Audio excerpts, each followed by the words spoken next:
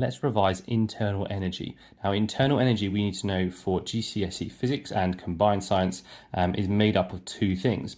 It's made up of the kinetic energy of the particles plus their potential energy as well.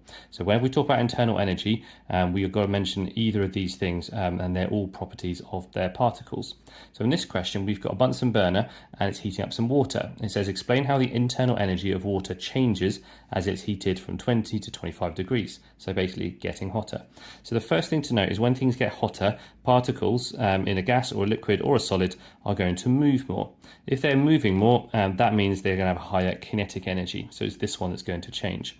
So we could say the kinetic energy of the particles is going to increase. You could say the mean kinetic energy here, but kinetic energy is fine for the mark. So what that then does, the question doesn't say how the internal energy changes, but if this has gone up, then that means the internal energy has to have gone up as well. So therefore we'd say, so the internal energy of the water increases. Now the bottom one we'll have a look at as well. This says, how is the particle model used to explain the difference in density between a liquid and a gas? So density we should know is equal to mass over volume, basically how much matter there is in a certain space or a certain volume. If we look through each of these ones, gas we should know have more kinetic energy, so that can't be right.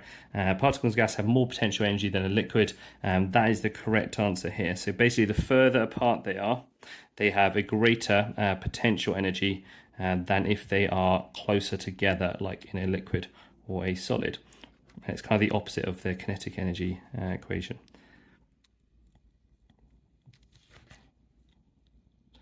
And the more potential energy they have, the further apart they are, the less potential energy they have, the closer together. We can also just process elimination. Particles are not larger and they're definitely not further apart in a liquid than they are in a gas, so it has to be the second option.